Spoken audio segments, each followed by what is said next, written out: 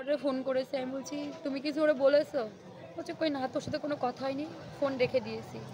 রেখে দিলে আবার ফোন করেছে। ও ফোন করেছে আমার বররে।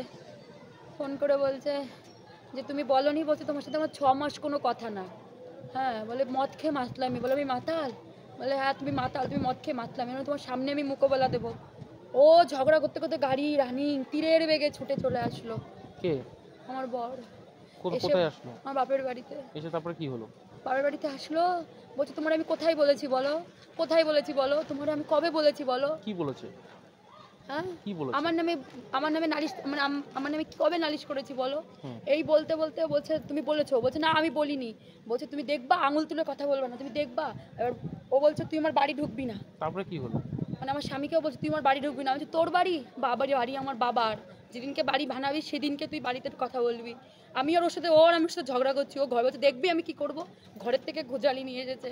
ঘর থেকে ঘুজালি এনে ওর বউ আর ওর বউ এই দুপুরবেলা ওর কান ভরে, তোর বউর 1 নম্বরের শয়তান, ওই কান ভরে বউটা আটকাতে পারতো যে, "তুমি এইখন যেও না, ঘরে দরজা দিতে পারতো। তুই তো দেখলি গুজালিটা নিয়ে আসছে, তুই আটকাতে পারতে।"